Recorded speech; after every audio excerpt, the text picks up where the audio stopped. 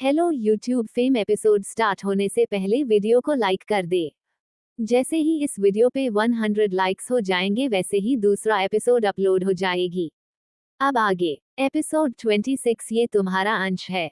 अभिमन्यु ने फिर दादाजी की तरफ देखकर कहा, अंडस्को आप मुझे किसी सवाल का जवाब नहीं देंगे, लेकिन कुछ सवालों के जवाब मैं आपको देता हूँ। सक्षम हमारे साथ खाना इसलिए नहीं खाता क्योंकि वो शिकार करता है, वो जंगल में जाकर जानवरों को मारकर खाता है। मैंने इन्हीं आंखों से सक्षम को भेड़िए को खाते हुए देखा है।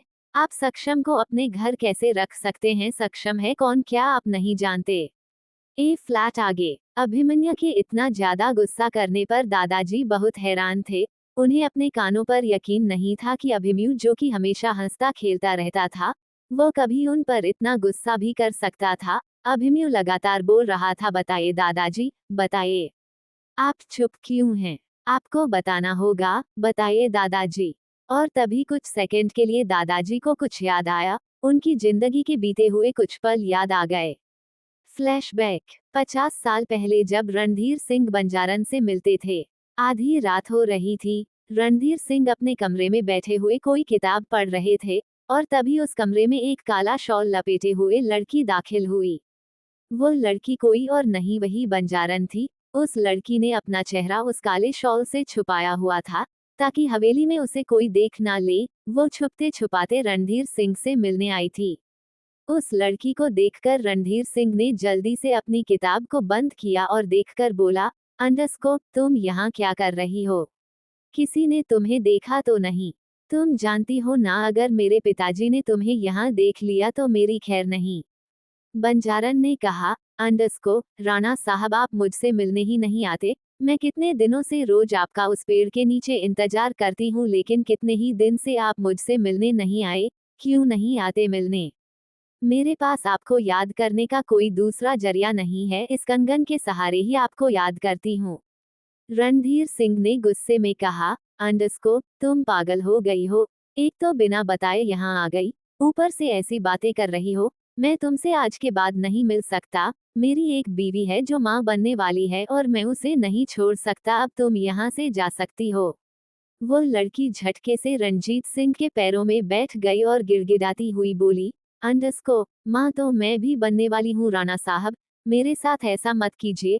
मेरी कोख में भी इस हवेली का वंश पल रहा है। मैं अपने बाबा को इस बारे में नहीं बता सकती। अगर आप मुझे छोड़ देंगे मैं तो जीते जी मर जाऊंगी। ऐसा मत कहिए, मैंने आपसे प्रेम किया है। तब आपने मुझे नहीं बताया था कि आप शादीशुदा है। अगर मुझे पता होता आप शादीशुदा है तो मैं कभी आपके करीब न आती। रणधीर सिंह को डर था कि कहीं उनके पिताजी उसे और बंजारन को देख ना ले। रणधीर सिंह ने बंजारन को अपने पैरों पर से उठाते हुए कहा, अंडस्को समझने की कोशिश करो। मैं तुम्हें अपना नहीं सकता। ये सब गलत है और मुझे रत्नावती के साथ रहकर समझ आ गया कि मैंने तुम्हारे साथ गलत किया है। अब तुम यहाँ से चली जाओ, मेरा तुम्हारा आज से कोई रिश्ता नहीं। वह बंजारन फिर से रोती हुई बोली, अंडस्को ऐसा मत करिए राणा साहब, प्यार में सही गलत नहीं होता। प्यार प्यार होता है। प्यार तो सही गलत से बहुत ऊपर होता है। मेरे साथ ऐसा मत कीजिए, भला मैं इस बच्चे को लेकर कहाँ जाऊंगी? रणवीर सिंह राणा ने गुस्से में कहा, अंडस्को कहीं भी चली जाओ, मर जाओ, लेकिन आज के बाद इस हवेली की तरफ मुड़कर मत आना। अब जाओ यहाँ से, इससे पहले कि मेरे पिताजी तुम्हें देख ले। रणधीर सिंह ने बंजारन की एक बाजू पकड़ी और उसे हवेली के बाहर ले जाने लगा। बंजारन भी लगातार गिड़गिड़ा रही थी, ऐसा मत कीजिए राणा साहब, मैंने क्या किया है? राणा साहब बताइए। राणा साहब मैं गलत नहीं हूँ। राणा साहब मेरी कोख में आपका अंश है राणा साहब। लेकिन रणधीर सिंह ने बंजारन की एक ना सुनी। बंजारन लगातार बोल रही थी, बताइए राणा साहब, बताइए ना राणा साहब, मैं कुछ कह रही हूँ राणा साहब, बताइए। राणा साहब मैंने क्या किया है? राणा साहब फ्लैश बैक एंड अचानक ही रणधीर सिंह राणा अपने ख्यालों से बाहर आए और अभिमन्यु उनकी बाजू पकड़कर हिला रहा था और बार बार बंजारन की तरह ही पूछ रहा था, बताइए दादाजी, बताइए दादाजी। और तभी दादाजी ने अपने सीने पर हाथ रख लिया। शायद उन्हें अटैक आया था, वह गिर जाते, लेकिन उससे पहले ही अभिमन्यु और सम्राट दोनों ने उन्हें संभाल लिया। अभिमन्यु और सम्राट दोनों ने रणधीर सिंह राणा जी को संभाल कर कमरे में ले गए। सम्राट ने दादाजी का चेकअप किया तो उन्हें हार्ट अटैक आया था। सम्राट ने जल्दी से उनका ट्रीटमेंट किया। सम्राट ने कुछ इंजेक्शन लगाए और फिर दादी को देखकर कहा, अंडरस्कोप, दादाजी को हार्ट अटैक आया था लेकिन अभी वह खतरे से बाहर है। सम्राट की बात सुनकर दादी की आंखों में आंसू आ गए। दादी ने अभिमन्यु को कॉलर से पकड़ा और कमरे से बाहर ले जाते हुए गुस्से में कहा, अंडरस्कोप, तू खुद को समझता क्या है? तुझे कहा था ना कि तू इस हवेली में नहीं रहेगा, जा यहाँ से। आज तेरे सवालों की वजह से तेरे दादाजी की जान जाते जाते रह गई। आखिर तुम दोनों भाई हमें जीने क्यों नहीं देते? तेरे दादाजी ने अपने जीवन में न जाने क्या कुछ नहीं देख लिया, ऊपर से तेरे ये सवाल जिनकी वजह से उन्हें हार्ट अटैक आया। अभिमन्यु ने कुछ नहीं कहा क्योंकि कहीं ना कहीं उसे इस बात का गिल्ट था कि उसकी वजह से उसके दादाजी को हार्ट अटैक आया था और उनकी यह हालत अभिमन्यु की वजह से ही हुई थी। अभिमन्यु ने दादी का हाथ पकड़ा तो दादी ने अपना हाथ झटकते हुए कहा, अंडरस्कोप, मैं तुझे कल सुबह यहाँ नहीं देखना चाहती। जितनी जल्दी हो सके यहाँ से चला जा। तू यहाँ रहेगा तो अपने दादाजी से सवाल करेगा और तेरे दादाजी उन सवालों का जवाब नहीं दे पाएंगे। दादी को अभिमन्यु पर बहुत गुस्सा आ रहा था और वह अभिमन्यु पर अपना गुस्सा निकाल भी रही थी, लेकिन तभी सम्राट ने बीच में आकर कहा, अंडरस्कोप, बस कर दीजिए दादी, बस कर दीजिए, छोड़ दीजिए अभिमन्यु को। दादी ने सम्राट की बात सुनकर अभिमन्यु का हाथ छोड़ दिया। सम्राट ने दादी को सोफे पर बिठाकर कहा, अंडरस्कोप, अब दादाजी ठीक है, आपको परेशान होने की जरूरत नहीं है। दादी सोफे पर बैठी थी और उनकी आंखों से आंसू रुक नहीं रहे थे। दादी जानती थी कि दादाजी ने अपने भूतकाल में बहुत गलतियां की है, फिर भी वो हमेशा दादाजी के साथ ही खड़ी रही। और आज भी जब उन्हें हार्ट अटैक आया तो भी उनकी जान लगभग निकल ही गई थी। बेशक रणधीर सिंह राणा ने रत्नावती को कभी प्यार नहीं किया था, लेकिन रत्नावती ने हमेशा से ही रणधीर सिंह राणा को अपना सब कुछ माना था और इसीलिए उनके सही गलत में हमेशा साथ खड़ी रही। दादी की ऐसी हालत देखकर अभिमन्यु भी सामने आया और वह दादी के पैरों के पास बैठा हुआ बोला, अंडरस्कोप, दादी, मुझे जाने के लिए मत कहिए, लेकिन मैं आपसे वादा करता हूँ दादाजी से कभी कोई सवाल नहीं करूंगा, कभी कुछ नहीं पूछूंगा, किसी से नहीं पूछूंगा। बस आप मुझे यहाँ रहने दीजिए, मैं आपको छोड़कर नहीं जाऊंगा। सम्राट ने भी दादी को संभालते हुए कहा, अंडरस्कोप, दादी, मान लीजिए ना अभिमन्यु की बात, वैसे भी तो 10 साल का था, तभी से हम लोगों से दूर रहता है। अगर कुछ दिन हमारे साथ रहेगा तो क्या हो जाएगा? दादी ने अपने आंसू पोंछे और अभिमन्यु को देखकर कहा, अंडरस्कोप, तुम यहाँ रहना चाहते हो तो रह सकते हो, लेकिन आज के बाद अपने दादाजी के सामने किसी भी सवाल के जवाब की उम्मीद मत करना। तुम आज के बाद अपने दादाजी से कुछ नहीं पूछोगे, कुछ भी नहीं। तुम्हें सक्षम के बारे में जो जानना है जाकर सक्षम से पूछो या खुद पता लगाओ, लेकिन अपने दादाजी से कुछ नहीं पूछोगे। अभिमन्यु ने हमें गर्दन हिला दी। दादी उठकर दादाजी के कमरे में चली गई। अभिमन्यु ने सम्राट को देखकर कहा, अंडरस्कोप, दादाजी ठीक तो है ना? इस पर सम्राट बोला, अंडरस्कोप, हाँ ठीक है, लेकिन दादाजी को स्ट्रेस नहीं दे सकते। दादी सही कह रही है अभिमन्यु, हो सकता है तुम्हारे सवाल जायज हो, किंतु तुम प्लीज दादाजी से कुछ मत पूछना, वरना उन्हें फिर से टेंशन हो जाएगी। अभिमन्यु ने हाँ में गर्दन हिला दी। सम्राट वहां से जाने लगा, लेकिन फिर कुछ सोचकर पलट गया और फिर अभिमन्यु के पास आकर बोला, अंडरस्कोप, क्या तुम जो कह रहे हो वो सच है? तुमने सक्षम को किसी भेड़िया का मांस खाते हुए देखा? इस पर अभिमन्यु ने कहा, अंडरस्कोप, हाँ सम्राट, मैं झूठ नहीं बोल रहा, मेरे साथ युवराज भी था। तुम्हें मेरी बातों पर यकीन नहीं तो युवराज से पूछ लो, तुम खुद ही सोचो, सक्षम हवेली में दिखाई कहाँ देता है? सम्राट कुछ बोलने ही वाला था कि अभिमन्यु ने कहा, अंडरस्कोप, अभी इन बातों का वक्त नहीं है, यह बातें हम बाद में ही करेंगे। सम्राट भी समझ रहा था कि इन बातों का वक्त नहीं है, इसलिए वह भी दादाजी के कमरे में चला गया, क्योंकि आज रात उसे दादा के पास ही रुकना था ताकि रात को उनकी तबीयत ना खराब हो जाए। अभिमन्यु भी दादाजी के पास रुकना चाहता था, लेकिन दादी ने उसे कमरे में आने की परमिशन नहीं दी, इसलिए अभिमन्यु अपने कमरे में चला गया। पीछे पीछे युवराज भी आ गया। अभिमन्यु को अब डबल टेंशन हो गई। वह सक्षम के बारे में जानना भी चाहता था और अब दादाजी से कुछ पूछ भी नहीं सकता था। वह जानता था अगर दादाजी उसे बताएंगे तो आधी से ज्यादा गुत्थी खुल सकती है, लेकिन शायद किसी मजबूरी के चलते वह अभिमन्यु को कुछ बचा नहीं सकते थे। अभिमन्यु सोफे पर बैठ गया। अभिमन्यु का मूड बहुत खराब था। तभी युवराज ने कहा, अंडरस्कोप चल यार सो जाते हैं। अभिमन्यु ने कहा, अंडरस्कोप तू जा अपने कमरे में। तूने ही कहा था कि इस हवेली में भी आत्मा रहती है, तो मैं तुझे कहीं छोड़कर जाने वाला हूँ नहीं। मैं भी यही सोऊंगा और जब मैं सो जाऊं तब भी तू मुझे छोड़कर कहीं मत जाना, वरना मैं सच कहता हूँ सुबह मेरी लाश मिलेगी। युवराज की ऐसी बात सुनकर अभिमन्यु के चेहरे पर हल्की सी मुस्कान आ गई। फिर उसने कहा, अंडरस्कोप अच्छा ठीक है तू सो जा, लेकिन मेरा अभी मन सोने का नहीं है।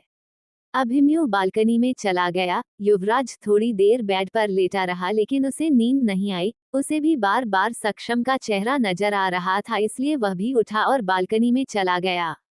युवराज ने बालकनी में जाकर अभिमन्यु के कंधे पर हाथ रख दिया और अभिमन्यु की चीख निकल गई। अभिमन्यु को चीखता हुआ देखकर युवराज ने भी अपने दिल पर हाथ रख लिया और जोर से चिल्ला पड़ा। अभिमन्यु अपनी सांसों को कंट्रोल करता हुआ बोला, अंडरस्कोप दिमाग नहीं है तेरे अंदर, ऐसे भूतों की तरह क्यों हाथ रख रहा है? उद्धरण चिन्ह। थोड़ी देर बाद दोनों ही एक दूसरे को गुस्से में देख रहे थे और दोनों ही अपनी सांसों को कंट्रोल करने की कोशिश कर रहे थे। अभिमन्यु ने कहा, अंडरस्कोप तुझे तो नींद आ रही थी ना, तो सोया क्यों नहीं? इस पर युवराज ने कहा, अंडरस्कोप अभी नहीं आ रही, बार बार सक्षम का चेहरा याद आ रहा है। अभिमन्यु गहरी सांस लेकर बोला, अंडरस्कोप यार कैसे पता लगेगा सक्षम का? कैसे पता लगेगा ताबीज का? कैसे पता लगेगा कि हमारे घर में पूजा क्यों होती है? मेरे दिमाग में इतने सारे सवाल है और किसी एक का भी जवाब नहीं। काश कोई हो जो मुझे मेरे सवालों का जवाब दे दे। थोड़ी देर कुछ सोचकर युवराज ने कहा, अंडरस्कोप कल हम भी महापुरोहित जी से मिलने चलते हैं। अभिमन्यु बोला, अंडरस्कोप हाँ, मुझे भी यही रास्ता लगता है, हमें महापुरोहित जी से मिलना चाहिए। आखिर वही तो हवेली में पूजा करते हैं, उन्हें जरूर कुछ ना कुछ पता होगा। क्या महापुरोहित खोल देंगे राणा साहब की पिछली जिंदगी का राज? जानने के लिए पढ़ते रहिए श्रापित प्यार। एपिसोड 27 अभिमन्यु महापुरोहित की मुलाकात। अभिमन्यु गहरी सांस लेकर बोला, अंडरस्कोप यार कैसे पता लगेगा सक्षम का? कैसे पता लगेगा ताबीज का? कैसे पता लगेगा कि हमारे घर में पूजा क्यों होती है? मेरे दिमाग में इतने सारे सवाल है और किसी एक का भी जवाब नहीं। काश कोई हो जो मुझे मेरे सवालों का जवाब दे दे। थोड़ी देर कुछ सोचकर युवराज ने कहा, अंडरस्कोप कल हम भी महापुरोहित जी से मिलने चलते हैं। अभिमन्यु बोला, अंडरस्कोप हाँ, मुझे भी यही रास्ता लगता है, हमें महापुरोहित जी से मिलना चाहिए। आखिर वही तो हवेली में पूजा करते हैं, उन्हें जरूर कुछ ना कुछ पता होगा। अब आगे। सुबह हवेली में सब नाश्ता कर रहे थे। रणधीर सिंह जी भी अब काफी हद तक ठीक हो गए थे।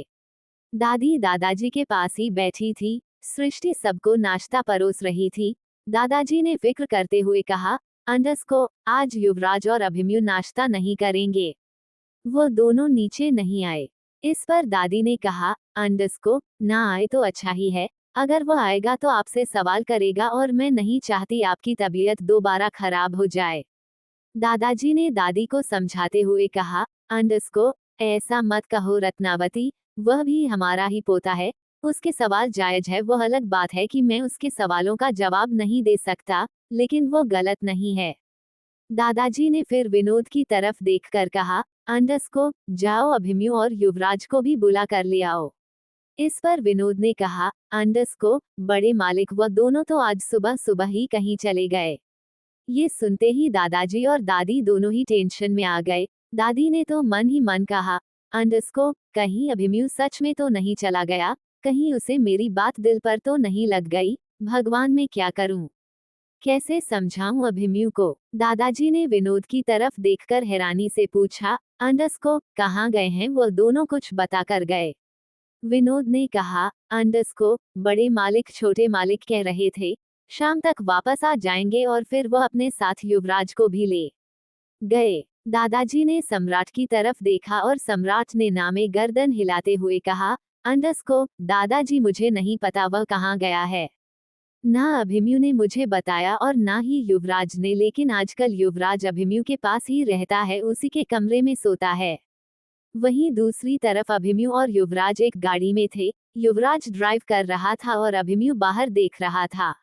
युवराज ने ड्राइव करते हुए कहा, अंडरस्कोप तुझे पक्का पता है ना ये रास्ता आश्रम की तरफ जाता है? इस पर अभिमन्यु ने कहा, अंडस्को, हाँ पक्का पता है, एक बार दादी के साथ आश्रम गया था, पर इतना कुछ याद नहीं है, इसीलिए सृष्टि भाभी से पूछकर आया हूँ। युवराज ने कहा, अंडस्को, अच्छा तुझे क्या लगता है महापुरोहित जी हमारी मदद करेंगे? उन्हें कुछ पता होगा इस बारे में। अभिमन्यु ने कहा, अंडस्को, हाँ कुछ ना कुछ तो पता होगा, कुछ ना कुछ तो वह हमें बताएंगे, बस हमें उन्हें बातों में फंसाना होगा। तू नहीं जानता युवराज, वह किसी की बातों में आते नहीं है। उनके चेहरे का तेज देखकर लगता है कि उनकी इतनी उम्र हो गई। सच कहता हूँ, कहते हैं कई कई दिन तक खाना नहीं खाते और जरा सी भी कमजोरी नहीं आती है और ज्यादा से ज्यादा टाइम भगवान के चरणों में ही बैठे रहते हैं। युवराज ने गियर चेंज करते हुए कहा, अंडस्को, बस यार हम ये लड़ाई जीत जाए। इस पर अभिमन्यु बोला, अंडस्को, लड़ाई इंसान से होती तो जीत भी जाते, लेकिन हमारी लड़ाई तो आत्माओं से है, और वह भी जहां तक मुझे समझ आता है एक आत्मा से नहीं, कई आत्माओं से। ये सुनते ही युवराज ने झटके से गाड़ी रोक दी और अभिमन्यु की तरफ देखकर कहा, अंडस्को, देख अभिमन्यु, मुझे डरा मत, मैं तेरी जिद से यहाँ आया हूँ, वरना मैं तो यहाँ से जल्द जाना चाहता हूँ। अभिमन्यु ने युवराज की चुटकी लेते हुए कहा, अंडस्को, अरे जब ओखली में सिर डाल ही दिया तो मूसल से क्या डरना, देखा जाएगा, इंसानों से तो कोई भी लड़ ले, असली जंग तो आत्माओं से है, जो मैं और तू लड़ेंगे और जीतेंगे भी, कर हर मैदान फतेह। युवराज ने गाड़ी स्टार्ट करते हुए कहा, अंडस्को, अपना मैदान खुद फतेह कर, मुझे इन सब में मत घसीट। मैंने सोचा था सक्षम को हिप्नोटाइज करूंगा तो पता चल जाएगा कि वो कौन है, लेकिन सक्षम को देखकर लगता है उसे तो पूरी जिंदगी हिप्नोटाइज नहीं कर सकता। ये बात सुनकर अभिमन्यु का माथा खनका। अभिमन्यु ने कहा, अंडस्को, लेकिन दादाजी का तो हिप्नोटाइज कर सकते हैं ना? युवराज ड्राइव करता हुआ बोला, अंडस्को, दादी ने तुझे दादाजी से दूर रहने के लिए कहा है और तू दादाजी को हिप्नोटाइज करवाना चाहता है। इस पर अभिमन्यु ने कहा, अंडस्को, अरे अभी नहीं करेंगे, जब सब कुछ नॉर्मल हो जाएगा तब दादाजी को हिप्नोटाइज करेंगे, ताकि दादाजी जो बताना नहीं चाहते वह अपने आप ही उनकी जुबान पर आ जाए। अभिमन्यु और युवराज बात करते करते आश्रम तक पहुंच गए। युवराज ने 3 घंटे ड्राइव की थी तब जाकर आश्रम आया था। दोनों ही गाड़ी से उतरे। आश्रम के आसपास खेत थे, दूर दूर तक कोई घर नजर नहीं आ रहा था। आश्रम बहुत बड़ा था, उसमें गाय, भैंस, बकरी सब थे। बहुत सारे शिष्य गाय भैंस की देखभाल कर रहे थे, कुछ शिष्य पौधों में पानी डाल रहे थे। दोनों ही आश्रम के अंदर जाकर थोड़ा दूर चले, फिर एक शीशे के पास जाकर बोले, अंडस्को, हमें महापुरोहित जी से मिलना है, हम हवेली से आए हैं। उस शिष्य ने कहा, अंडस्को, महापुरोहित जी अभी ध्यान में बैठे हुए हैं, आपको थोड़ा इंतजार करना होगा। इतना कहकर उस शिष्य ने एक कमरे की तरफ इशारा कर दिया जो मिट्टी से बना हुआ था। युवराज और अभिमन्यु दोनों ही उस कमरे में चले गए। उस कमरे में लकड़ी से बनी हुई चेयर थी, दोनों उस पर बैठ गए। थोड़ी देर में एक शिष्य उन दोनों के लिए दूध लेकर आया। दोनों ही घर से भूखे आए थे, इसीलिए दोनों ने ही 1 सेकंड में वह दूध पी लिया। युवराज और अभिमन्यु को इंतजार करते करते 4 घंटे हो गए, लेकिन उनकी मुलाकात महापुरोहित जी से नहीं हुई। आखिर अभिमन्यु बाहर जाकर एक शिष्य से बोला, अंडस्को, मेरा महापुरोहित जी से मिलना बहुत जरूरी है, वो कब तक ध्यान में बैठे रहेंगे? इस पर शिष्य ने कहा, अंडस्को, बस कुछ देर और फिर वह आप दोनों से मिलने आपके कमरे में ही आएंगे। अभिमन्यु फिर से वापस जाकर बैठ गया, लेकिन अभिमन्यु का एक एक मिनट बहुत भारी गुजर रहा था। फाइनली 1 और घंटा इंतजार करने के बाद महापुरोहित जी इस कमरे में आए। महापुरोहित जी को देखकर अभिमन्यु और युवराज दोनों ने महापुरोहित जी के पैर छुए और उन्हें प्रणाम किया। महापुरोहित जी ने उन्हें बैठने का इशारा किया। तीनों बैठ गए और बात करने लगे। अभिमन्यु ने कहा, महापुरोहित जी, आपसे कुछ छुपा हुआ नहीं है, बस मेरे कुछ सवालों का जवाब दे दीजिए। महापुरोहित जी बोले, अंडस्को, अभिमन्यु, तुम्हें ऐसा क्यों लगता है कि तुम्हारे सवालों का जवाब मेरे पास है? इस पर अभिमन्यु ने कहा, अंडस्को, मेरे पास इस पहेली को सुलझाने का कोई सिरा नहीं है, इसलिए मैंने आपसे ही शुरू करने की सोची। मुझे यकीन है कि आप मुझे कुछ ना कुछ ऐसा जरूर बताएंगे जिसकी वजह से मैं इस पहेली को सुलझाने में सफल हो जाऊंगा। इस पर महापुरोहित जी ने कहा, अंडस्को, तुम्हें लगता है कि तुम ये पहेली सुलझा लोगे? तुम्हें लगता है जो काम तुम्हारे दादाजी नहीं कर पाए वह तुम कर लोगे? अभिमन्यु, तुम्हें ऐसा क्यों लगता है कि तुम पहले इंसान हो जो इस पहेली को सुलझाना चाहते हो? अभिमन्यु तो हैरानी से महापुरोहित जी की बातें सुन रहा था। अभिमन्यु ने कहा, अंडस्को, वह सब मैं नहीं जानता, लेकिन मैं इस पहेली को सुलझाने की कोशिश जरूर करूंगा। मैंने सक्षम को भेड़ियों को खाते हुए देखा है। एक 5 साल का बच्चा भेड़िया नहीं खा सकता, और एक 5 साल का बच्चा तो घर से बाहर जाते हुए भी डरता है, लेकिन सक्षम, वह तो घर में रहता ही नहीं, वह तो अपना ज्यादा से ज्यादा वक्त जंगल में गुजरता है। कौन है सक्षम? महापुरोहित जी, बता दीजिए, अगर आप जानते हैं सक्षम कौन है तो कृपया मुझे बता दीजिए। इस पर महापुराण जी ने कहा, अंडस्को, अगर मैं बता भी दूं सक्षम कौन है तो तुम क्या करोगे? फाइनली अभिमन्यु खड़ा हो गया और हल्के गुस्से में बोला, अंडस्को, महापुरोहित जी, मुझे बातों में मत उलझाइए। मैं जानता हूँ मेरे दादा दादी जी किसी बात को लेकर बहुत परेशान है। कोई ऐसी चीज उन्हें परेशान कर रही है जिसे ना वह सबको बता सकते हो ना ही सबसे छुपा सकते हैं। मैं अपने दादा दादी को इन सब से आजाद कराना चाहता हूँ, और उसके लिए मुझे इस पहेली को सुलझाना होगा। मेरे सवालों का जवाब आपके पास है और इसीलिए मैं आपके पास आया हूँ। महापुरोहित भी खड़े हो गए और अभिमन्यु के करीब जाकर बोले, अंडस्को, मैं तुम्हें कुछ भी बताने के लिए मुक्त नहीं हूँ। मैंने अपने जीवन में कभी भी किसी से कोई वचन नहीं दिया, लेकिन एक वचन दिया है किसी को, और उस एक वचन के चलते ही मैं हवेली में पूजा करने जाता हूँ। इस वचन के चलते मैं तुम्हें कुछ नहीं बता सकता, इसलिए तुम यहाँ से जा सकते हो। मेरे पास तुम्हारे सवालों का जवाब नहीं है। अभिमन्यु गुस्से में कुछ बोलता उससे पहले ही युवराज ने कहा, अंडस्को, महापुरोहित जी, तो क्या हम ऐसे ही भटकते रहेंगे? क्या हमारे सवालों का कोई जवाब नहीं देगा? आप वचन तोड़ेंगे नहीं? दादाजी हमें कुछ बताएंगे नहीं? तो क्या हमारी जिज्ञासा कभी शांत नहीं होगी? आपने ही तो कहा था कि जिज्ञासा को शांत करना सीखो। महापुरोहित जी ने कहा, अंडस्को, युवराज, इस पृथ्वी पर कोई ऐसा सवाल नहीं जिसका जवाब ना हो। तुम्हारे सवालों के भी जवाब है, बस मैं तुम्हारे सवालों के जवाब दे नहीं सकता। अभिमन्यु ने कहा, अंडस्को, तो फिर हमें रास्ता दिखाए, हमें बताए कि हमारे सवालों के जवाब कैसे मिलेंगे, कहाँ मिलेंगे, क्या करें हम जिससे हमारी जिज्ञासा शांत हो जाए। अभिमन्यु ने इस बार सिर पकड़ते हुए कहा, अंडस्को, मैं यहाँ से तब तक नहीं जाऊंगा महापुरोहित जी, जब तक आप मुझे रास्ता नहीं दिखाते। अब इसे आप मेरी जिद समझिए, मेरी अकड़ समझिए, मेरा घमंड समझिए या मेरी रिक्वेस्ट समझिए, लेकिन आज तो मैं आपसे सवालों का जवाब लिए बिना जाऊंगा। अभिमन्यु की जिद देखकर महापुरोहित जी के चेहरे पर एक मुस्कान आ गई। महापुरोहित जी ने कहा, अंडस्को, तुम्हारे दादाजी के सामने नहीं चली तो तुम अपनी जिद मुझे दिखा रहे हो। इस पर अभिमन्यु ने बच्चों की तरह मुंह बनाकर कहा, अंडस्को, कुछ भी समझ लीजिए महापुरोहित जी, लेकिन सवालों का जवाब तो मैं लेकर जाऊंगा। आप मुझे कोई ना कोई सिरा तो देंगे जिसे पढ़कर मैं इस पहेली को सुलझा पाऊं। महापुरोहित जी ने अभिमन्यु को समझाते हुए कहा, अंडस्को, इतनी जिद अच्छी नहीं है। अभिमन्यु, ये आसान रास्ते नहीं है, बहुत मुश्किलें आएंगी इस रास्ते पर। मैं हर रास्ते को पार करने में सक्षम हूँ महापुरोहित जी, आप बस मुझे रास्ता बताइए। अभिमन्यु ने भी कॉन्फिडेंस के साथ कहा। महापुरोहित जी ने फिर से अभिमन्यु को वार्न करते हुए कहा, अंडस्को, तुमने सोच लिया अभिमन्यु। मैं अब भी कहता हूँ, जहाँ से आए हो वहीं चले जाओ। इस हवेली में तुम्हारा रहना ठीक नहीं। तुम अच्छे से जानते हो तुम्हारी लड़ाई इंसान से नहीं है जिसे तुम अपनी गोली से खत्म कर दोगे। जिससे तुम लड़ना चाहते हो वह इस दुनिया में है ही नहीं। उसे आग जला नहीं सकती, पानी डुबा नहीं सकता, हवा उसका कुछ बिगाड़ नहीं सकती। अरे तुम उसे छू भी नहीं सकते और तुम उससे लड़ने चले हो अभिमन्यु।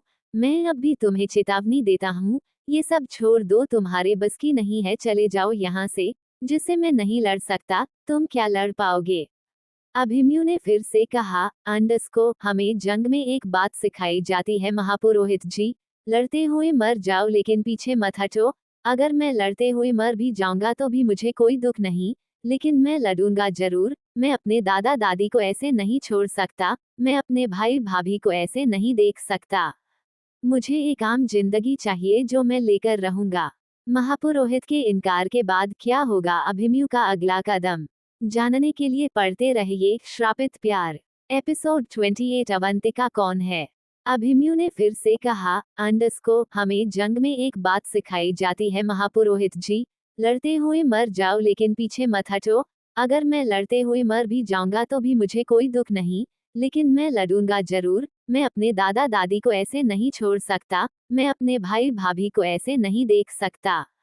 मुझे एक आम जिंदगी चाहिए जो मैं लेकर रहूंगा। अब आगे। महापुरोहित के लाख समझने के बाद भी अभिमन्यु अपनी जगह से तस से मस नहीं हुआ। अभिमन्यु ने फैसला कर लिया था कि वह सक्षम नाम की गुत्थी को उलझा कर रहेगा, चाहे कुछ भी हो जाए, जबकि युवराज को डर लग रहा था। महापुरोहित जी ने एक गहरी सांस ली और अपने एक शिष्य को बुलाया। उस शिष्य को इशारों इशारों में कुछ कहा और वह शिष्य वहां से चला गया। थोड़ी देर बाद शिष्य उस कमरे में फिर से दाखिल हुआ और उसने 2 ताबीज महापुरोहित जी को दे दिए। महापुरोहित जी ने एक ताबीज अभिमन्यु के गले में बांधा और एक युवराज के। युवराज ने थोड़ा डर कर कहा, अंडस्को, यह क्या है? महापुरोहित जी ने हंसकर कहा, अंडस्को, जिस रास्ते पर तुम जाना चाहते हो, उस रास्ते पर ये तुम्हारी रक्षा करेगा। इस पर युवराज ने कहा, अंडस्को, महापुरोहित जी, तो फिर 2 दे दीजिए ना, क्योंकि मुझे तो डबल सुरक्षा की जरूरत है। महापुरोहित जी ने हंसकर कहा, अंडस्को, यह अकेला ही 2 के बराबर है, बस इसे अपने गले से अलग मत करना। जब तक ये तुम्हारे साथ है तब तक तुम्हारा कोई कुछ नहीं बिगाड़ सकता, लेकिन जिस वक्त ये तुम्हारे गले से उतर गया, उस वक्त तुम्हें कोई बचा नहीं सकता। अभिमन्यु ने उस ताबीज को देखकर कहा, अंडस्को, ऐसा ताबीज तो हमें भी सक्षम के कमरे में मिला है। इस पर महापुरोहित जी ने कहा, अंडस्को, मैंने कहा ना, मैं तुम्हारे किसी भी सवाल का जवाब देने के लिए बंधित नहीं हूँ।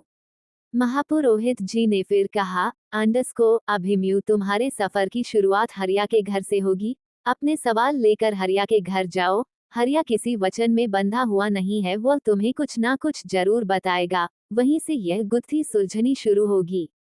बात करते करते रात हो गई। महापुरोहित जी ने कहा, अंडस्को, अब बहुत रात हो गई है, तुम दोनों सुबह चले जाना।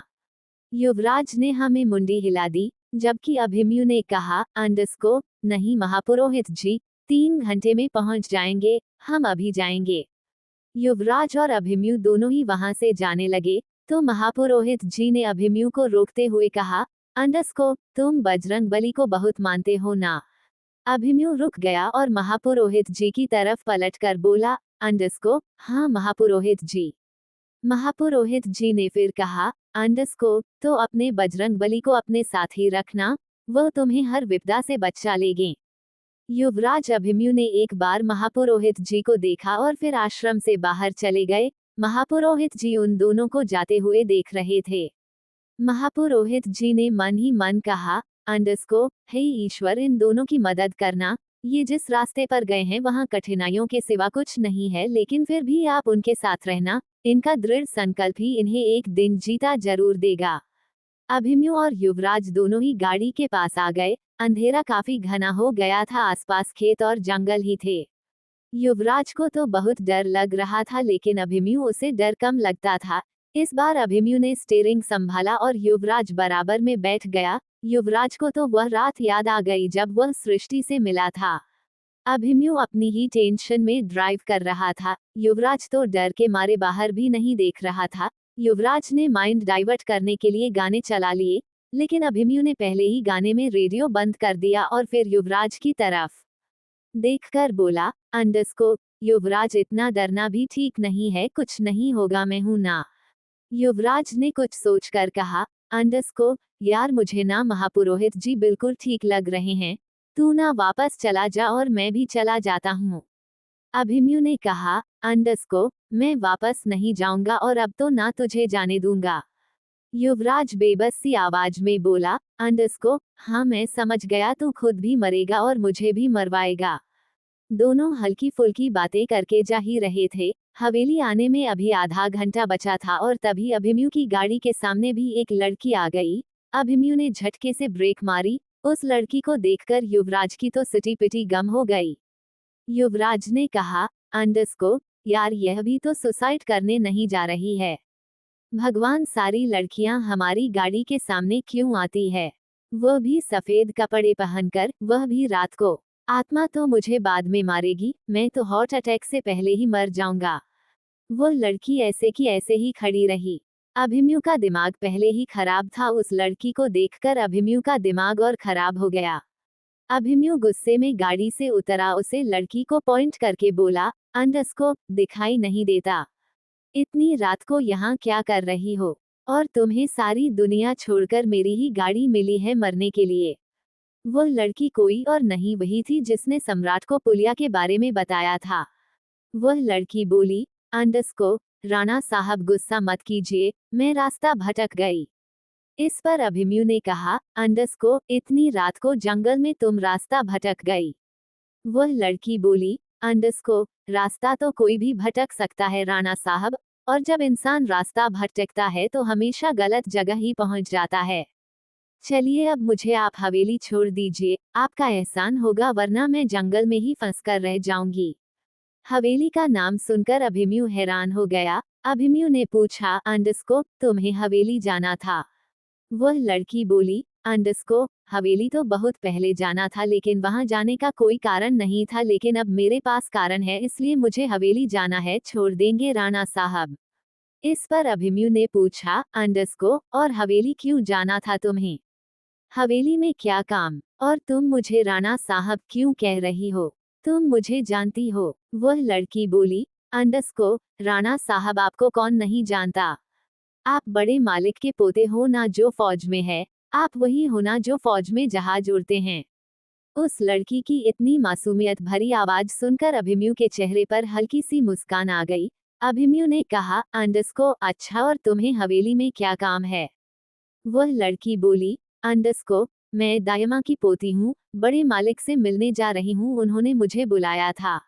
अभिमन्यु कुछ कहता है उससे पहले ही युवराज गाड़ी से उतर कर बोला, अंडरस्कोप भाई पूरी रात यही बात करने का इरादा है? आसपास का माहौल देख कितना डरावना है, प्लीज यहाँ से चल।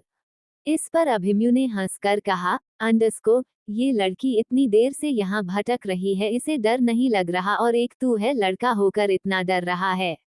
उस लड़की ने अभिमन्यु की तरफ देखकर हंस के कहा, अंडरस्कोप यह आपसे किसने कहा कि मैं लड़की हूँ? अभिमन्यु और युवराज दोनों की आंखें बाहर आ गई। दोनों को अपने कान पर यकीन नहीं था कि अभी अभी उस लड़की ने क्या कहा।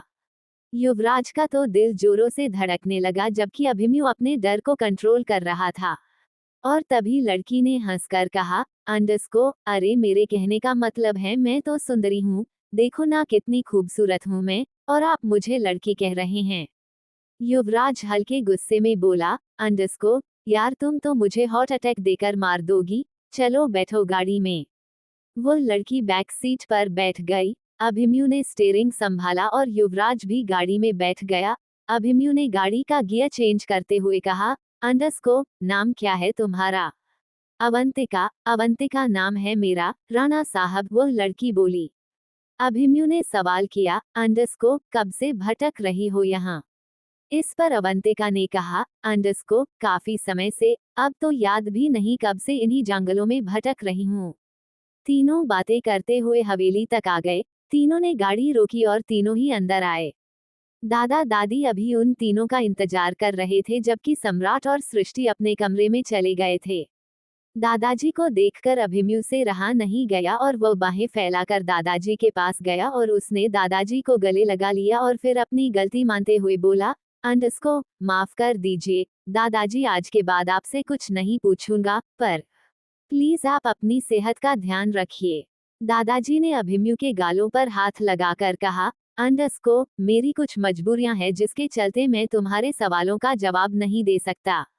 अभिमन्यु ने गहरी सांस लेकर कहा, अंडरस्कोप आज के बाद इस बारे में बात नहीं होगी, अब आप बस अपनी सेहत का ख्याल रखेंगे। अभिमन्यु अपनी बात बोलकर अपने कमरे की तरफ बढ़ गया। पीछे पीछे युवराज भी चला गया। दादी ने उस लड़की को देखकर पूछा, अंडरस्कोप तुम कौन हो? दादी ने लड़की को देखा तो उन्हें कुछ अजीब ही लगा। उस लड़की ने व्हाइट कलर का लहंगा पहना हुआ था, खुले बाल, सिर पर माथा पट्टी, जिस वजह से वो बहुत खूबसूरत लग रही थी। वो लड़की दादी की तरफ देखकर बोली, अंडरस्कोप जी वो मैं जंगल में रास्ता भटक गई थी, तो मुझे राणा साहब ने लिफ्ट दे दी और मैं यहाँ आ गई। क्या मैं कुछ दिन इस हवेली में रह सकती हूँ? दादी ने दादाजी की तरफ देखा, जैसे दादा से परमिशन मांग रही हो, लेकिन दादाजी ने ना में ही गर्दन हिला दी, क्योंकि वह नहीं चाहते थे बाहर का कोई इंसान इस हवेली में रहे और उनके घर की बातों को कुरेने लगे।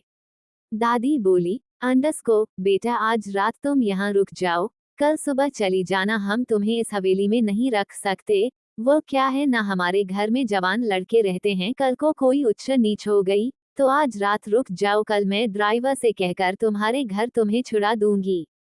वो लड़की बहुत मासूमियत से बोली, अंडस्को, दादी मेरा घर पुलिया के उस पार है, जो टूट गई, अब जब तक पुलिया नहीं बनेगी मैं जा नहीं पाऊंगी, तब तक मैं कहाँ रहूं। आपकी हवेली तो इतनी बड़ी है, मुझे इस हवेली में थोड़ी सी जगह दे दीजिए आप, यकीन मानिए मैं आपकी बहुत मदद करूंगी, बल्कि मैं तो आपकी मदद करने ही आई हूँ। दादी ने दादाजी की तरफ देखा, जैसे दोबारा परमिशन मांग रही हो। दादाजी बोले, अंडस्को, ए लड़की, तुम यहाँ रहना चाहती हो तो कुछ दिनों के लिए रह सकती हूँ, लेकिन हमारे घर के मामलों में टांग मत अड़ाना, ना ही किसी से कुछ पूछना और ना ही किसी को कुछ कहना, अगर कुछ गलत होता हुआ देखो तो आंख बंद कर लेना। वो लड़की दादाजी के पास आकर बोली, अंडस्को, पक्का दादाजी, मैं इस घर में गूंगी बहरी की तरह रहूंगी, बस आप मुझे यहाँ रहने की इजाजत दे दीजिए। जैसे ही पुलिया ठीक होगी यहाँ से चली जाऊंगी, आप लोगों को ज्यादा परेशान नहीं करूंगी। दादाजी ने कहा, अंडस्को, ठीक है, अब जाकर आराम कर लो, भूख लगी है तो विनोद तुम्हें खाना दे देगा। वो लड़की हल्का सा मुस्कुराकर बोली, अंडस्को, मुझे भूख नहीं लगती, और फिर वो बताए हुए कमरे की तरफ चली गई। दादी अभी उस अवंतिका को जाते हुए देख रही थी। दादी दादी जी के पास आकर बोली, अंडस्को, ये लड़की कितने पुराने कपड़े पहनती है ना, ऐसे कपड़े तो 50 साल पहले पहनते थे। पर जो भी हो, लड़की लगती बहुत सुंदर है इन कपड़ों में, कपड़े देखो कितने साफ सुथरे हैं, कहीं से भी गंदे नहीं, और इसके माथे की पट्टी तो कितनी ही खूबसूरत है, काश मेरे अभिमन्यु के लिए ऐसी ही लड़की मिल जाए। दूसरी तरफ सम्राट सो चुका था, जबकि सृष्टि की आंखों में नींद का एक कतरा भी नहीं था। सृष्टि बालकनी में खड़ी थी, उसे अभी नींद नहीं आ रही थी और वो अब सोना भी नहीं चाहती थी। उसे डर था कि कहीं वह फिर से रात को उठकर चलने ना लगे। लेकिन पूरी रात जागना तो सृष्टि के बस में नहीं था, इसलिए उसे हल्की हल्की नींद आने लगी। वह कमरे में वापस आई, उसने अपना दुपट्टा कलाई पर लपेटा और उसका दूसरा सिरा सोफे के कोने में बांध दिया, ताकि वो रात को चले तो उसे पता चल जाए, और फिर वह सोफे पर सो गई। कौन है अवंतिका? क्या वह आवाज फिर सृष्टि को अपने पास बुलाएगी? जानने के लिए पढ़ते रहिए श्रापित प्यार। एपिसोड 29, अवंतिका और अभिमन्यु। दूसरी तरफ सम्राट सो चुका था, जबकि सृष्टि की आंखों में नींद का एक कतरा भी नहीं था। सृष्टि बालकनी में खड़ी थी, उसे अभी नींद नहीं आ रही थी और वह अब सोना भी नहीं चाहती थी। उसे डर था कि कहीं वह फिर से रात को उठकर चलने ना लगे। लेकिन पूरी रात जागना तो सृष्टि के बस में नहीं था, इसलिए उसे हल्की हल्की नींद आने लगी। वह कमरे में वापस आई, उसने अपना दुपट्टा कलाई पर लपेटा और उसका दूसरा सिरा सोफे के कोने में बांध दिया, ताकि वो रात को चले तो उसे पता चल जाए, और फिर वह सोफे पर सो गई। ए फ्लैट आगे। अगली सुबह सब नाश्ता कर रहे थे। अवंतिका ने हवेली में अपनी मीठी मीठी बातों से सबको अपना बना लिया था। अवंतिका और सृष्टि दोनों ही किचन में काम कर रही थी। सब नाश्ता कर रहे थे। अभिमन्यु और युवराज ने एक दूसरे को इशारा किया और दोनों डाइनिंग टेबल से खड़े हो गए। दादी ने पूछा, अंडस्को, अभिमन्यु नाश्ता कर लिया? इस पर अभिमन्यु ने कहा, अंडस्को, हाँ दादी, नाश्ता कर लिया। युवराज अभिमन्यु दोनों ही हवेली से बाहर जाने लगे और तभी दादाजी ने उन्हें पीछे से रोकते हुए कहा, अंडस्को, कहाँ जा रहे हो अभिमन्यु? अभिमन्यु ने पलटकर दादाजी को देखा और एक मीठी सी मुस्कान के साथ कहा, अंडस्को, गांव तक जा रहा हूँ, हवेली में मन नहीं लग रहा, इसीलिए सोच रहा हूँ गांव तक घुमाओ। अभिमन्यु की बात सुनकर दादाजी कहना तो नहीं चाहते थे, फिर भी उन्होंने कह ही दिया, अंडस्को, अगर तुम्हारा मन नहीं लग रहा तो तुम वापस चले जाओ। ये सुनते ही अभिमन्यु को गुस्सा तो बहुत आया, लेकिन उसने अपने गुस्से को कंट्रोल कर लिया और फिर एक झूठी मुस्कान के साथ बोला, अंडस्को, दादाजी, मैं आपको छोड़कर कहीं नहीं जाने वाला। अभिमन्यु फिर से युवराज के साथ पलटकर जाने लगा। दादाजी ने फिर से टोकते हुए कहा, अंडस्को, कल तुम कहाँ गए थे? दादाजी की बात सुनकर अभिमन्यु फिर से रुक गया और फिर पलटकर बोला, अंडस्को महापुरोहित जी से मिलने। ये सुनते ही दादाजी के माथे पर शिकन आ गई। अभिमन्यु ने अपने दादाजी की टेंशन को समझते हुए कहा, अंडस्को बेफिक्र रहिए दादाजी, उन्होंने अपने वचन के चलते कुछ नहीं बताया। अब आप निश्चिंत रहिए, मैं अब आपसे भी कुछ नहीं पूछूंगा। इतना कहकर अभिमन्यु और युवराज वहां कुछ पल भी नहीं रुके और गार्डन में आ गए। अभिमन्यु ने अपनी बाइक स्टार्ट की और युवराज उसके पीछे बैठाया और देखते ही देखते दोनों गांव की तरफ चले गए। दादाजी अभिमन्यु और युवराज को जाते हुए देख रहे थे। यह अभिमन्यु की बात सुनकर उन्होंने मन ही मन कहा, अंडस्को मैं जानता हूँ तू मुझसे कुछ नहीं पूछेगा, और यह भी जानता हूँ कि महापुरोहित जी ने वचन के चलते तुम्हें कुछ नहीं बताया होगा, लेकिन मैं ये भी जानता हूँ कि तुम ये सब सुलझाए बिना नहीं मानोगे। कैसे समझाऊं तुम्हें अभिमन्यु, इन सब में सिर्फ खतरा है और कुछ नहीं। चले क्यों नहीं जाते यहाँ से, आखिर में अकेला कब तक सबको बचाऊंगा। वहीं दूसरी तरफ अभिमन्यु और युवराज दोनों ही हरिया के घर के बाहर खड़े थे।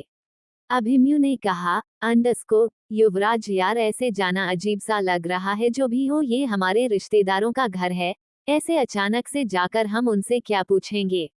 युवराज ने कहा, अंडस्को ये तो तुम ठीक कह रहे हो। अभिमन्यु एकदम से जाकर हरिया काका से क्या कहेंगे, क्या पूछेंगे, उनसे कैसे सवाल पूछना शुरू करेंगे।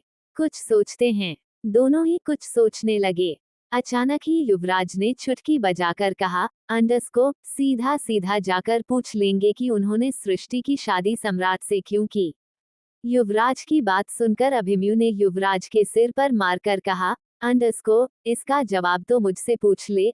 अबे हर कोई गरीब बाप चाहता है कि उसकी बेटी अमीर घर में चली जाए, इसीलिए जब दादाजी ने सृष्टि का रिश्ता मांगा तो हरिया काका ने बिना सोचे समझे हाँ कर दी।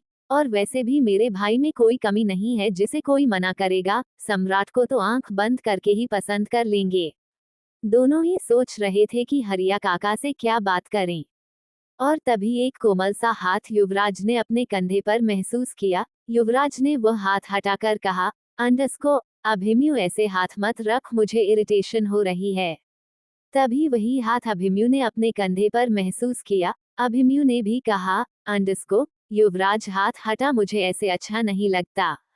फिर दोनों ने ही अचानक अपने हैं कंधे पर हाथ महसूस किया। दोनों ने ही नजरें पीछे करके उस हाथ को देखा तो वह हाथ किसी लड़की का था, और दोनों ही उसे हाथ को देखकर चिल्ला पड़े। तभी अवंतिका गुस्से में बोली, अंडस्को तुम दोनों चिल्ला क्यों रहे हो। युवराज ने फिर से अपने सीने पर हाथ रख लिया और गुस्से में बोला, अंडस्को अगर तुम हमारे पीछे खड़ी थी तो बोल भी सकती थी ना, ऐसे हाथ क्यों रख रही थी।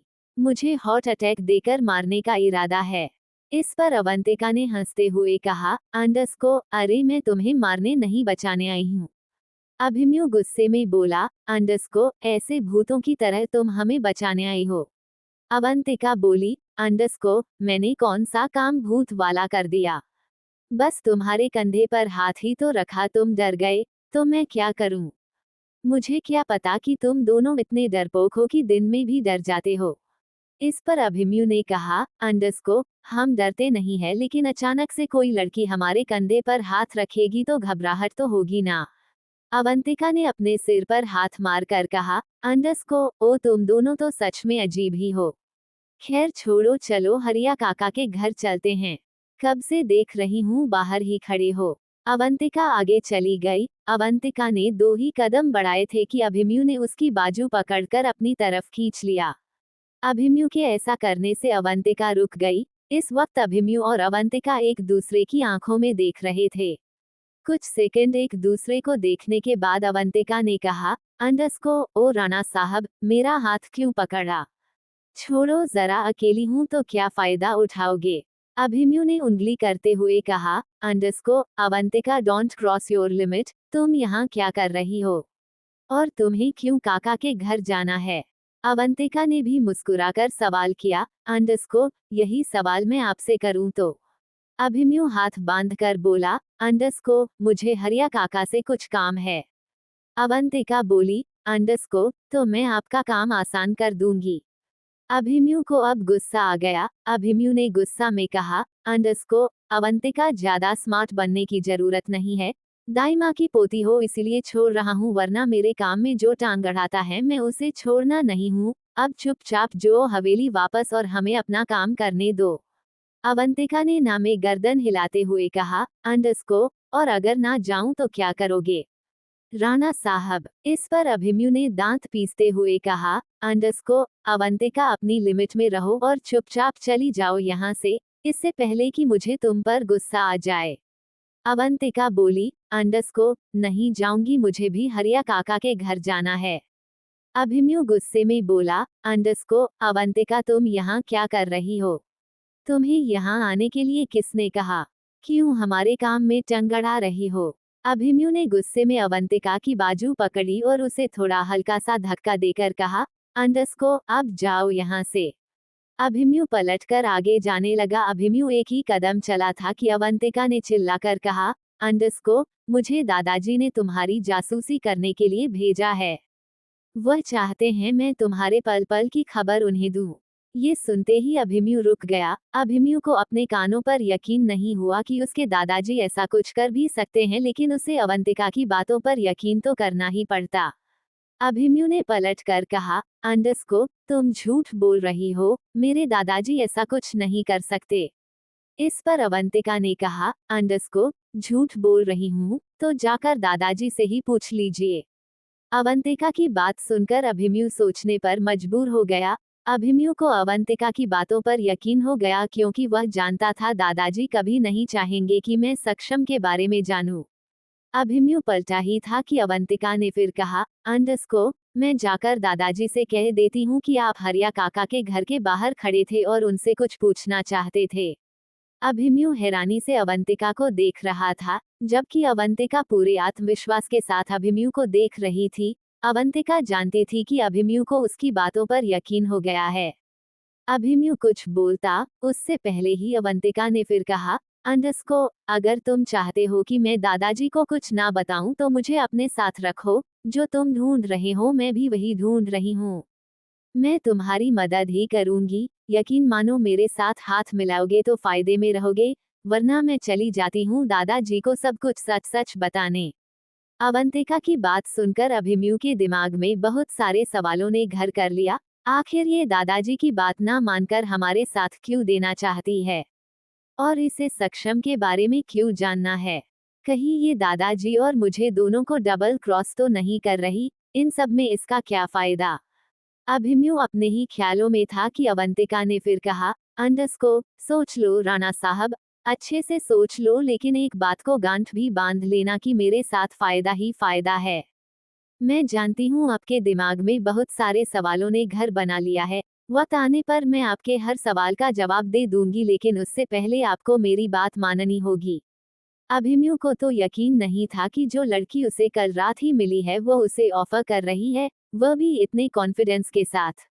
इस वक्त अभिमन्यु इतना हैरान था कि कुछ भी बोलने की हालत में तो बिल्कुल भी नहीं था। वह तो कंटिन्यू हैरानी से अवंतिका को देख रहा था। हालत तो युवराज की भी ऐसी ही थी, वह भी हैरानी से ही अवंतिका को देख रहा था। अवंतिका ने हाथ बांध कर कहा, अंडस्को, मुझे ऐसे देखने से कुछ नहीं होगा। मेरी बात मानोगे तो इस गुत्थी को जल्दी सुलझा लोगे और नहीं मानोगे तो उलझ कर ही रह जाओगे। इतना कहकर अवंतिका हरिया काका के घर के अंदर चली गई। अभिमन्यु और युवराज दोनों ही उसे हैरानी से जाते हुए देख रहे थे और फिर उन्होंने एक दूसरे को देखा और अवंतिका के पीछे पीछे चले गए। अवंतिका हरिया काका के घर के अंदर गई। हेमलता जी रसोई में कुछ कर रही थी और हरिया काका एक पुरानी सी चेयर को ठीक कर रहे थे। हरिया काका और हेमलता ने उन तीनों को देखा तो अपना काम छोड़कर उनके पास आए और अभिमन्यु को देखकर बोले, अंडस्को, छोटे मालिक, आप यहाँ कुछ काम था तो हमें बुला लिया होता, हम हवेली आ जाते। अभिमन्यु ने कहा, अंडस्को काका, बस मैं तो गांव में घूमने आया था, सोचा कुछ देर आपके पास भी वक्त बिता लूं।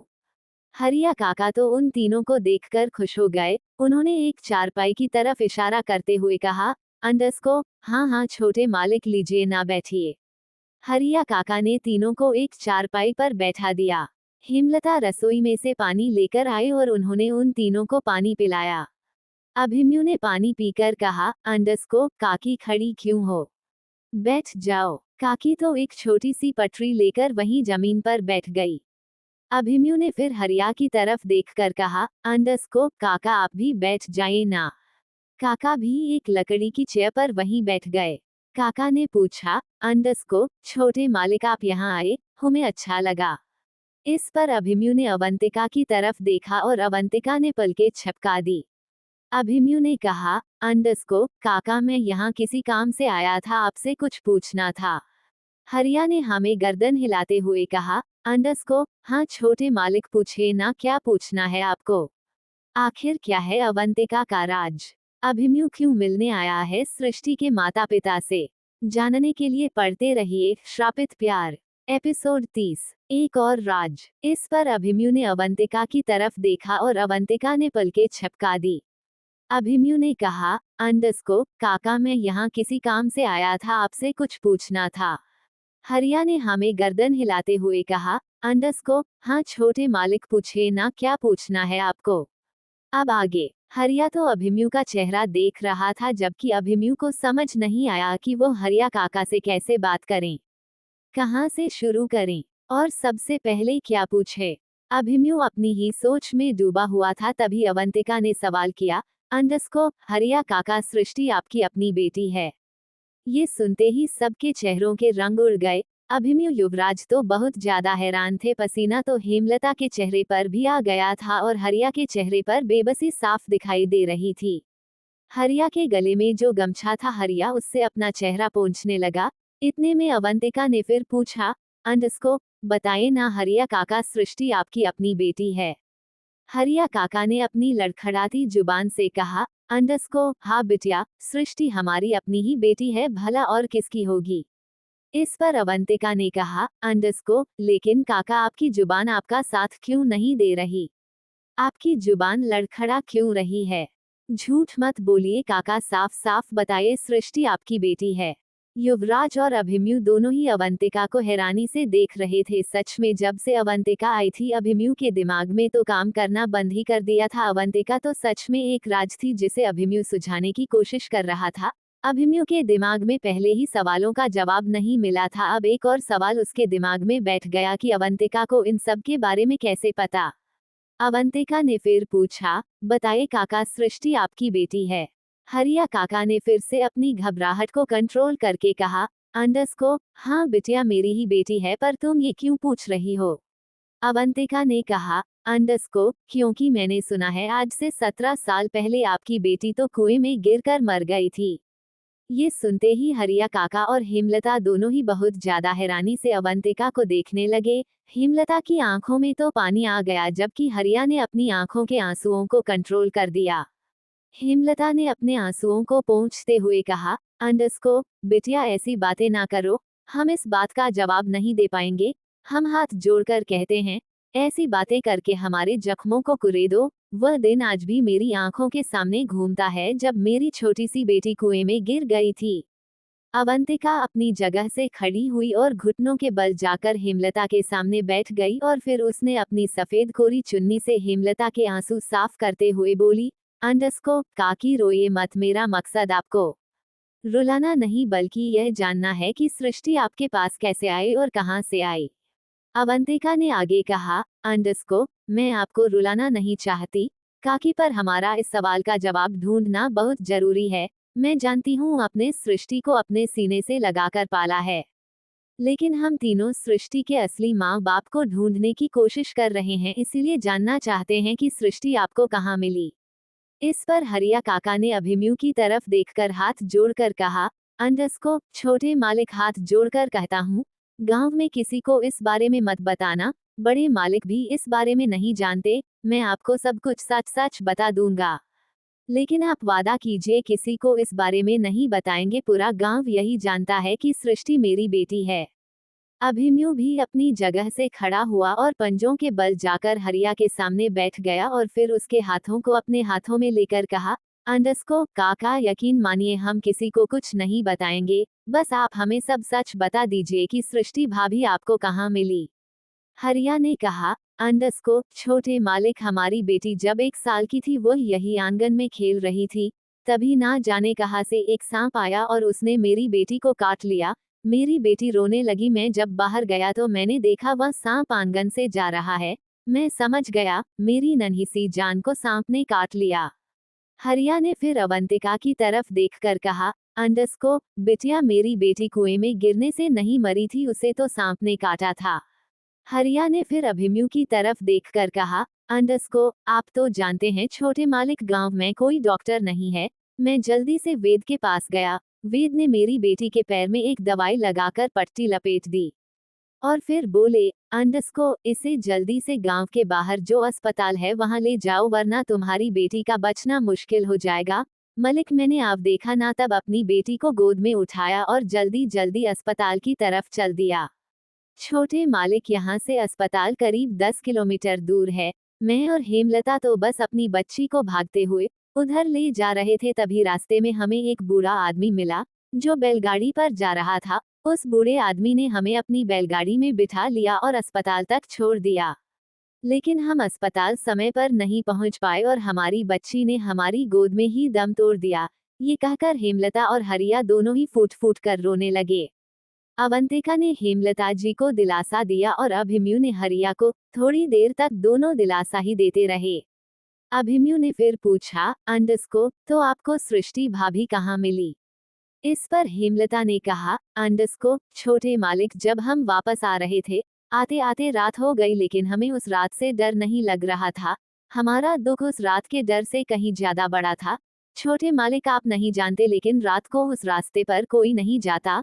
सब कहते हैं कि वहाँ किसी राजकुमारी की आत्मा भटकती है। लेकिन उस वक्त हम इतने दुखी थे कि हमारे दिमाग ने काम करना ही बंद कर दिया।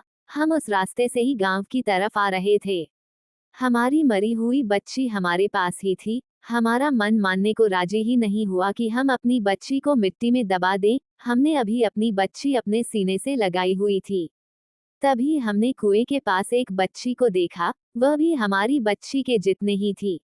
हरिया काका ने कहा, अंडस्को, मैं भागता हुआ उसे कुएं के पास गया और मैंने उस बच्ची को गोद में उठा लिया। अगर मैं नहीं होता तो वह बच्ची उस कुएं में गिर जाती। मैंने आसपास नजर घुमाई तो कोई वहां नहीं था। मैंने चिल्लाकर पूछा, अंडस्को, ये बच्ची किसकी है? लेकिन जवाब में कोई नहीं बोला। मैंने आसपास हर जगह इस बच्ची के माँ बाप को ढूंढा, लेकिन इस बच्ची के माँ बाप मिले ही नहीं। हेमलता मुझे देखने लगी और मैं हेमलता को। हमें समझ नहीं आ रहा था कि आखिर हो क्या रहा है। आज ही हमारी बच्ची ने दम तोड़ा था, पर आज ही ईश्वर ने हमें एक और बच्ची दे दी। हेमलता और मैंने सोचा कि चलो इस बच्ची को हम ही रख लेते हैं, जब इसके माँ बाप आएंगे तो इस बच्ची को दे देंगे। हम दोनों एक दूसरे की तरफ देख ही रहे थे कि ना जाने कहां से एक अघोरी बाबा हमारे सामने आ गया। उस अघोरी बाबा को देखकर हेमलता तो पूरी तरह डर गई। छोटे मालिक, डर तो मुझे भी लग रहा था, पर मैंने भी उस बच्ची को अपने सीने से कसकर लगा लिया।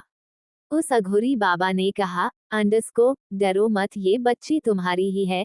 तुम इस बच्ची को अपने साथ ले जाओ। उस अघोरी बाबा के चेहरे पर इतना तेज था कि उस तेज से हम डर रहे थे। मैंने हेमलता को इशारा किया, फिर हम दोनों वहां से जाने लगे। हम 2 ही कदम चले थे। अघोरी बाबा ने फिर कहा, अंडस्को, इस बच्ची को लेकर जा रहे हो तो अपनी बच्ची को यही छोड़कर जाओ। अपनी बच्ची को इस कुएं में फेंक दो। ये सुनते ही मेरी आंखों में तो पानी आ गया और हेमलता तो के आंसू तो रुक ही नहीं रहे थे। हेमलता ने हाथ जोड़कर कहा, अंडस्को, बाबा ऐसा मत कहिए। हम जानते हैं कि हमारी बच्ची मर गई, लेकिन हम अपनी बच्ची को ऐसे कुएं में नहीं फेंक सकते।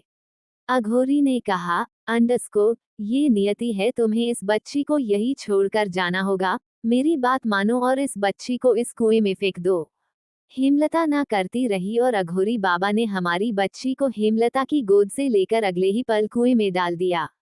ये देखते ही हेमलता की चीख निकल गई। उस रात के सन्नाटे में हेमलता की चीज गूंज रही थी और वह वही घुटने पर बैठकर फूट फूट कर रोने लगी। अघोरी बाबा ने हेमलता को समझाते हुए कहा, अंडस्को, रोने से कुछ नहीं होगा। जो इस पृथ्वी पर आया है उसे जाना भी है। कोई अपना जीवन जी कर जाता है और कोई अपने जीवन के पहले पड़ाव में ही चला जाता है। तुम्हें रोना नहीं चाहिए, बल्कि यह बच्ची जो तुम्हारे हाथ में है, इसे पाल पोस कर बड़ा करना चाहिए। फिर हेमलता रोती रोती बोली, अंडस्को, छोटे मालिक, हम उस अघोरी बाबा की बात मानकर सृष्टि को अपने घर ले आए। उस अघोरी बाबा ने ही सृष्टि का नामकरण किया था। हमारी बेटी बहुत छोटी थी, इसलिए गांव में किसी को खबर ही नहीं हुई कि यह हमारी बेटी नहीं है।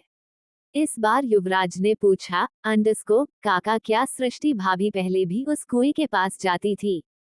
क्या सृष्टि भाभी को नींद में चलने की आदत है? इस पर हेमलता ने कहा, अंडस्को बेटा, हमने तो अपनी सृष्टि का बहुत ज्यादा झाड़ फूक करवाया है, बहुत मंदिरों में माथा टेका है, बहुत उपाय किए हैं, लेकिन सृष्टि अब भी उस कुएं की तरफ जाती है। जब सृष्टि पहली बार मिली थी तब भी उस कुएं के पास ही थी और उस कुएं में गिरने के लिए तैयार थी, लेकिन वह तो सृष्टि के बापू ने उसे पकड़ लिया, वरना वह उसी दिन उस कुएं में गिर जाती। 11 साल तक सृष्टि ठीक ठाक ही रहती थी, लेकिन जैसे जैसे वह बड़ी हुई वैसे वैसे वह नींद में चलने लगी। कितनी बार मैं और उसके बापू उसे गांव के बाहर से पकड़ कर लाते थे। हम उसे अमावस की रात को सोने नहीं देते थे, क्योंकि हम जानते थे कि अमावस की रात को सो गई तो फिर नींद में चलने लगेगी। छोटे मालिक, जब वह चलती है तो उसे सुध नहीं रहता, उसे नहीं पता होता वो कहाँ जा रही है, बस चलती रहती है। हम बहुत परेशान है छोटे मालिक। फिर एक दिन बड़े मालिक ने आपके भाई का रिश्ता हमारे लिए घर लेकर आए। सब माँ बाप चाहते हैं कि उनकी बेटी एक की शादी अच्छे घर में हो। मैं भी यही चाहता था, इसलिए मैंने बिना सोचे समझे रिश्ते के लिए हाँ कर दी। उसके आगे तो आप जानते ही हो। अभिमन्यु ने पूछा, अंडस्को काका, आपने कभी दादाजी से पूछने की कोशिश नहीं की कि वह सम्राट जैसे पढ़े लिखे डॉक्टर की शादी सृष्टि से क्यों करना चाहते हैं? इस पर हरिया ने अपने आंसू पोंछ कर कहा, अंडस्को मालिक, मुझे आपके दादाजी से डर लगता है, फिर भी मैंने हिम्मत करके पूछा था कि वो छोटे मालिक की शादी मेरी बेटी से क्यों कर रहे हैं। तो उन्होंने कहा, अंडस्को कि तुम्हारी बेटी की जिंदगी बचाने के लिए यह शादी जरूरी है। हरिया, तुम बस इतना समझ लो कि तुम्हारी बेटी मेरे बेटे को सारी मुसीबत से बचाएगी, और तुम्हारी बेटी जो नींद में चलती है, तुम्हारी बेटी को उसे मुसीबत से छुटकारा मिल जाएगा। अवंतिका ने गहरी सांस लेकर कहा, अंडस्को काका, दादाजी ने कहा तो सही था, लेकिन सृष्टि को इतनी जल्दी इस मुसीबत से छुटकारा नहीं मिलेगा, वह अब भी नींद में चलती है। अवंतिका अपनी ही सोच में थी और अभिमन्यु अवंतिका को देख रहा था। अभिमन्यु इतना तो समझ गया कि अवंतिका को बहुत कुछ पता है।